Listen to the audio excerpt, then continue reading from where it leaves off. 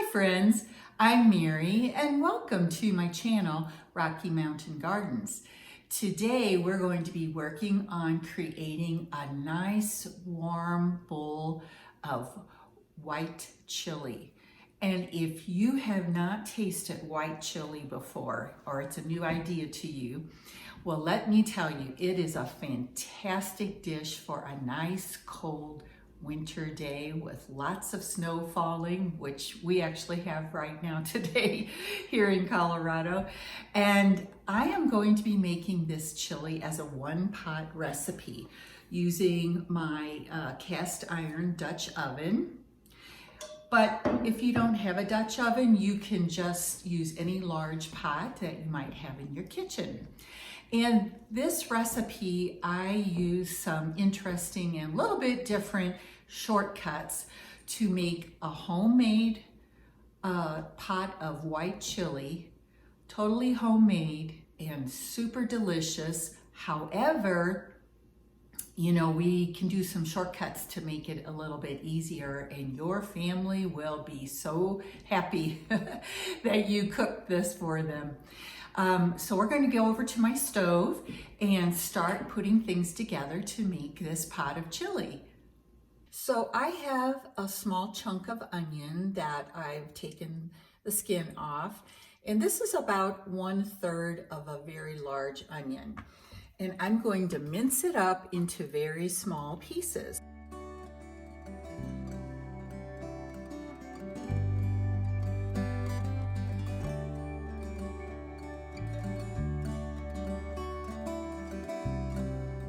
Here we are at my stove, and the first thing that I'm going to add to my Dutch oven is a quart of organic chicken stock. And I always suggest that you shake it up really well before you pour it in, and we are simply gonna pour it straight on in.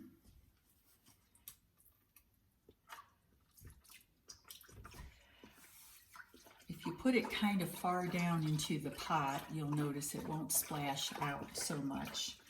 And you can just let it all gurgle out straight there into the pot. Okay, now we're going to be cooking our chicken and our onions, particularly in this chicken stock.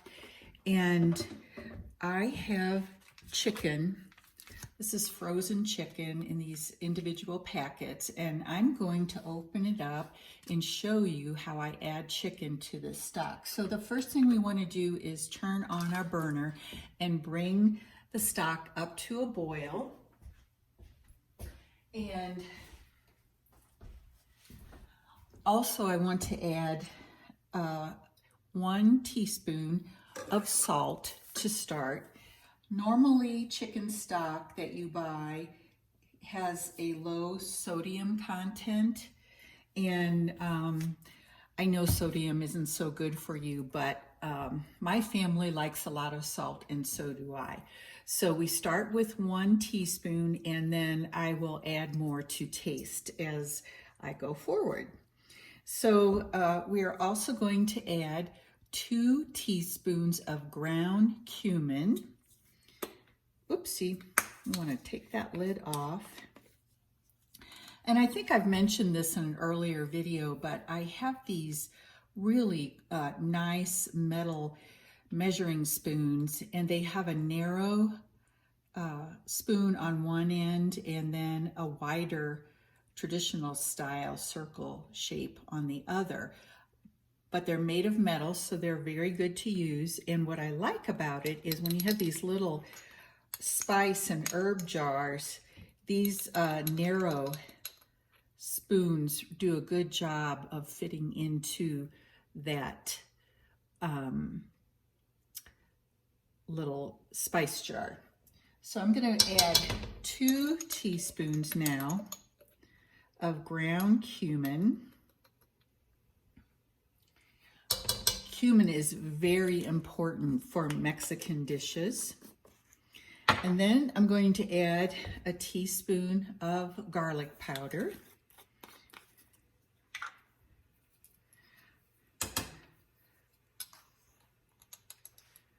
These don't have to be exactly precise measurements. You know, pretty close is good. And lastly, we're going to add 1 teaspoon of ground ginger.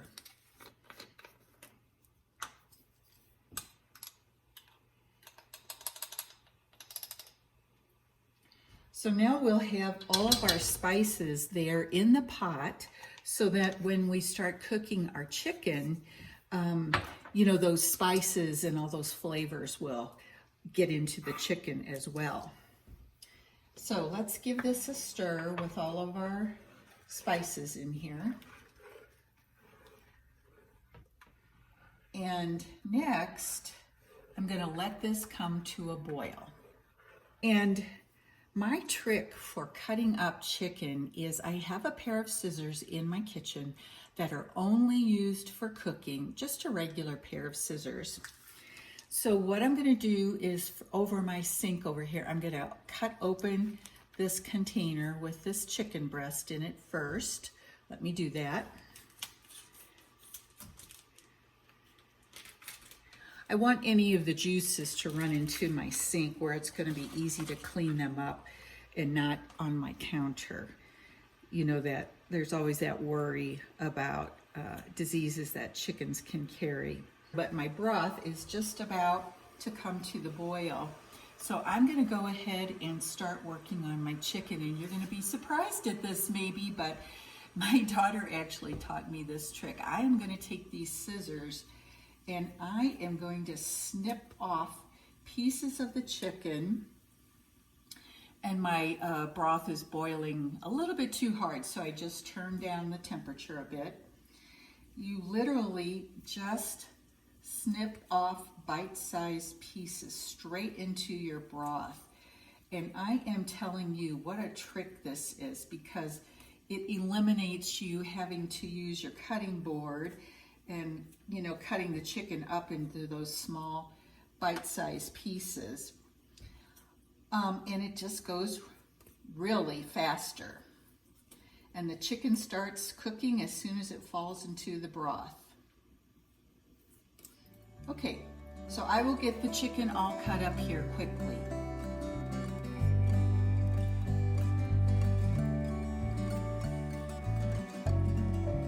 As my chicken pieces are cooking, I am next going to add 3 cans of diced green chilies into the mix.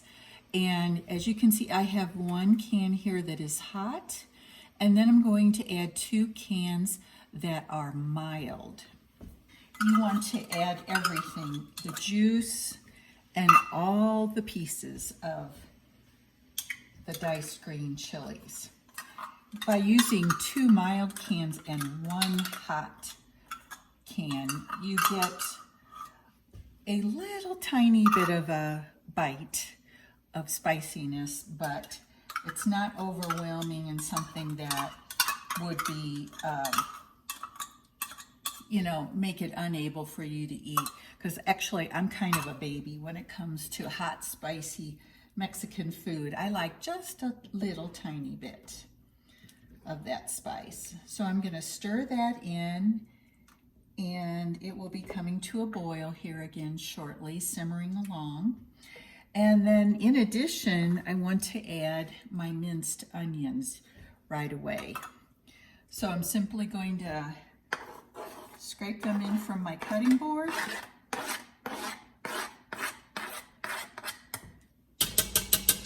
And then we'll stir them in.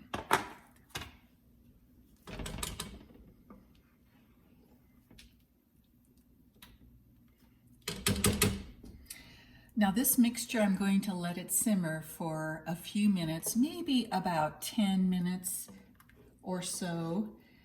Like I said, this is not a super precise recipe. You don't have to time yourself and be all worried, because it will come together nicely regardless. And you go ahead and let it cook through. You want to make sure that the chicken is thoroughly cooked, and you want your onions to sort of melt down and give that onion flavor without you know, having big chunks of onion all over in your recipe. Alrighty, we are now ready to add our beans. The chicken has been simmering with the other ingredients for about 15 minutes. And because the chicken is cut into such small pieces, they do cook rather quickly. So they're ready to go. Now I wanted to show you another trick for creating a chili that doesn't cause everyone to have a lot of gas with our beans. So these are great northern beans, and I use 4 cans of these in this recipe. And the trick that I have learned is to take my beans and dump them into a strainer, just like this. And then I rinse all the beans off with cold water to get all that goopy stuff that's in the can off the beans, because I have read that that is what causes people to get indigestion and digestive problems more than the beans themselves. So I do this every time I make any kind of chili or any meal with beans. So I just want to get all that goopy, thick sort of sauce off the beans, and then I just strain them. And now I'm going to take them and throw them into the pot. All right, here you can see I've got all my beans in the pot, and I have started to stir all the ingredients together because I do want the flavors to meld together nicely. So I'm going to warm this through probably for another 15 minutes. Now let's add the last 2 ingredients for our white chili. I have a bag here of sweet corn that I took straight out of my freezer. And this one's size is 16 ounces. I'm going to simply cut it open and pour it into my Dutch oven here.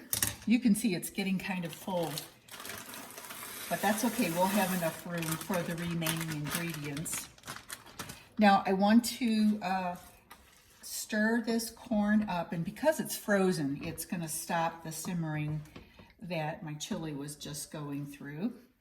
And you might notice that this is very thick and doesn't seem to have very much broth. Well, we're going to fix that by adding in a pint of heavy whipping cream. So I always like to shake up my products before I actually pour them in.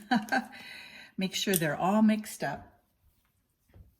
And I'm just going to slowly pour that in, and look at how it turns the broth a nice white color, hence that name, white chili. And of course it adds a pint more of liquid. So now when I stir it all together, it is mixing together nicely, and we have lots of broth. I'm going to turn my heat back up briefly until this comes to a simmer again. But oh my goodness, we're going to let this simmer on the stove for about 30 minutes, and then all of those flavors will just, like I said earlier, they will meld together and be a spectacular dinner for you. Now I am going to take a clean spoon, and I'm going to taste my broth.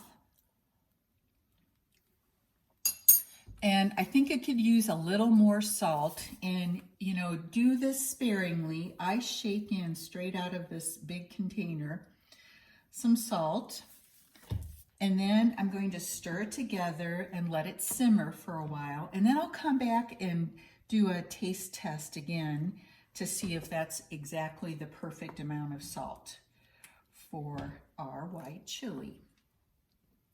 So guys, I hope you enjoyed seeing this chili being made, and I hope you'll try it with your family. I think they will be simply thrilled, and they'll think you're the best cook ever.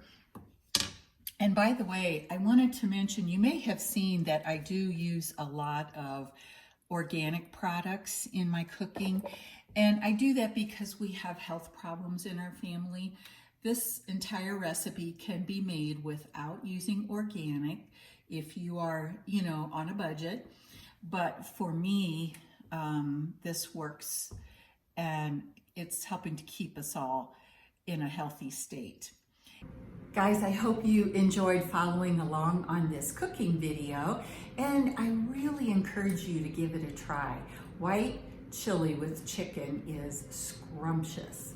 That's all I can say. And it is going to be linked down below in my Cold Days and Warm Hearts winter series, because, in wintertime, we like those warm bowls of soup and stew and chili, don't we? And also, don't forget that down below, I will also put the entire recipe, all the ingredients and everything. And of course, you'll have the instructions from my video, step by step, of how to create this delicious meal for your family. So come along, guys. I hope to see you again here on my channel, and you all take care.